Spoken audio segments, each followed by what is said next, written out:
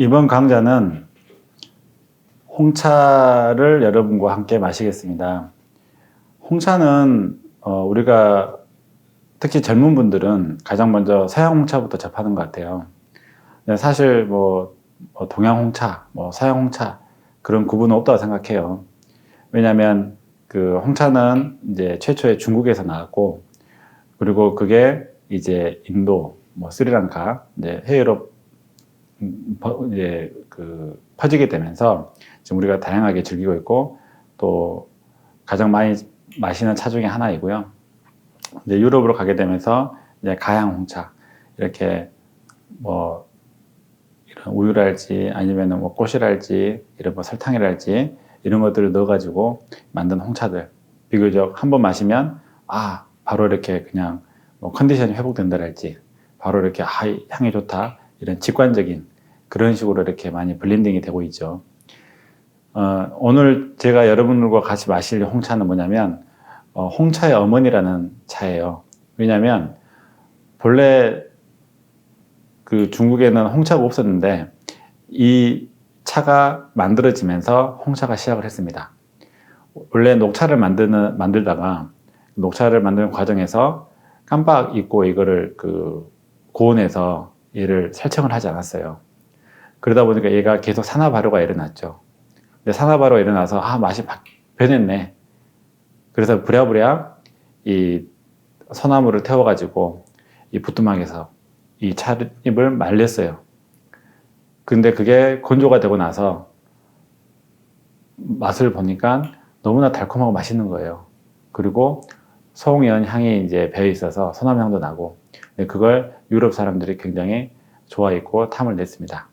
그렇게 해서 이 홍차가 시작을 했기 때문에 이 차를 홍차의 어머니라고 합니다. 그래서 지금 마실 차는 정산소종이라는 차이고요. 이렇게 보시면 오늘은 이렇게 저희가 미리 이렇게 계량을 해놨습니다. 그래서 이렇게 홍차를 보시게 되면 이 홍차는 이렇게 잎이 이렇게 만들고 나면 이렇게 검은색이에요. 이렇게 정산소종의 특징입니다. 그리고 이 차를 저희가 이제 우리가 마실 텐데요. 이건 역시나 먼저 제가 닭이나 찻잔에 예열을 하겠습니다.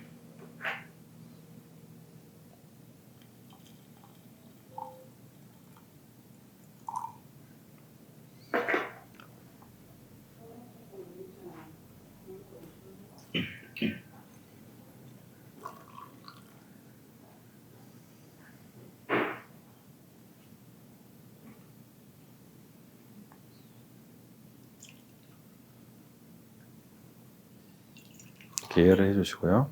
그리고 이 찻잎을 여기다 넣겠습니다. 그 차를 이렇게 먼저 넣어가지고요. 이렇게 향을 맡습니다. 그럼 따뜻한 공기가 있기 때문에 차 맛 향이 좋습니다. 그러고 나서 제가 물을 부을게요.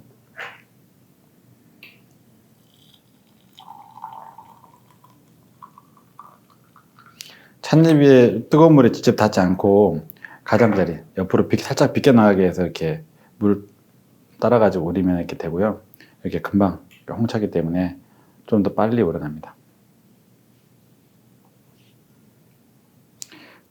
그리고 버려주시고,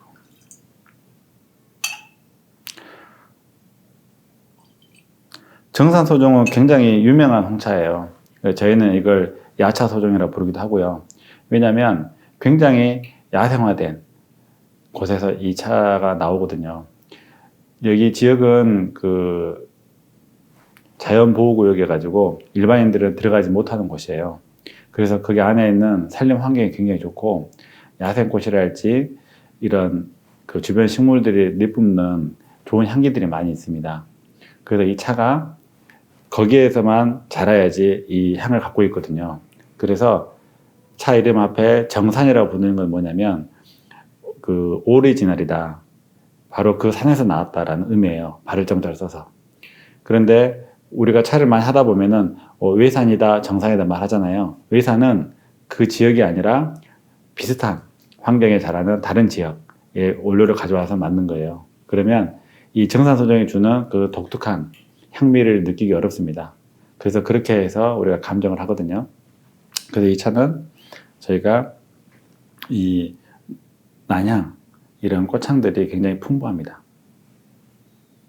그리고 예전에 처음에 홍차를 이걸 만들었을 때는 그 당시에는 이 차 가격이 그렇게 비싸지 않고 했기 때문에 이게 그 소나무나 잡목, 이렇게 송진이 있는 이런 걸로 이제 건조를 시키다 보니까 송현향에 배웠는데 지금은 고급차로 분류가 되고 송현향이 그렇게 좋은 향이 아니기 때문에 그래서 지금은 이제 그 전기나 아니면 이 그 탄 향이 나지 않는 이런 그 여지탄이나 용연 그 탄을 써가지고 이렇게 그 과일 향이 더 잘 나게끔 이렇게 합니다. 그래서 그거를 뭐 무연 정산소종이다, 뭐 유연 정산소종이다 이렇게 구분하는데요. 어쨌든 무연 정산소종이 더 고급 그 정산소종이라는 걸 아시면 됩니다. 사실 이거는 제가 했을 때 이걸 안에가 거름망이 있어요, 장착이. 그래서 사실 바로 따라도 돼요. 이렇게 공도배에 안 해도 되거든요. 근데 지금은 제가 한번 먼저 여기다 따라 보겠습니다. 이 홍차 같은 경우에는 물론 뭐 다 따라도 돼요. 그런데 저는 또 시간 관계상 또 계속 오래 나가고 있으라 해서 이렇게 중투법으로 이렇게 해주는 거죠. 이렇게 하고 또 이렇게 하고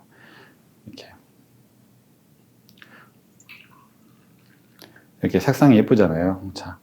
우리가 이제 홍차라 하면은 이제 그 인도나 스리랑카 홍차처럼 아주 그 진한 붉은색으로 많이 생각을 하는데 이렇게 실제로 좋은 홍차일수록 보면 탕색이 그렇게 아주 붉은색은 아니에요.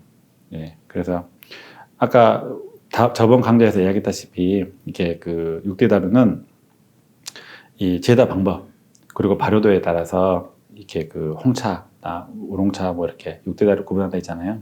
그래서 제다 방법이 홍차이기 때문에 이거를 정산소종을 홍차로 분류를 합니다.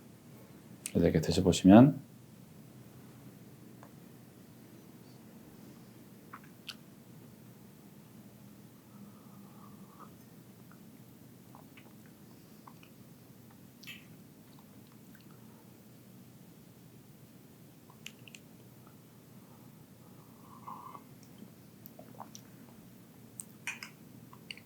굉장히 향긋하고요. 단맛이 많아요. 그 뭐 쓰거나 떨거나 그런 맛이 전혀 없어요. 아마 이 차를 마시면 사람들이 처음에 마시게 되면 여기다 뭐 넣은 거 아니에요? 라고 할 수 있어요. 그런데 좋은 차는 어떠한 것도 첨가하지 않더라도 본연의 찻잎에서 뭐 과일 향이랄지 이런 꽃향이랄지 또 이런 단맛, 감칠맛 이런 것들이 풍부하게 나옵니다. 그래서 저희가 두 번째도 또 이렇게 해서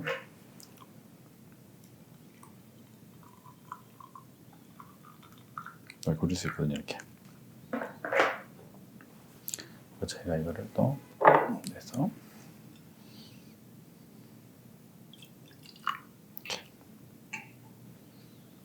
이거 놔두고 또 나중에 마실 수 있는 거예요.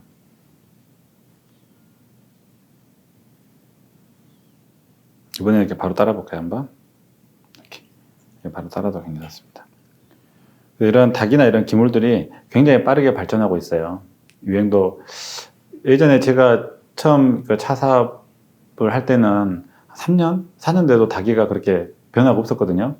그런데 지금은 뭐 3개월, 6개월이면 닭이들이 더 예쁘게 나오고 또 금방 사라지고 그렇더라고요. 그래서 그때그때 마음에 든 닭이 써서 쓰시면 될 것 같습니다.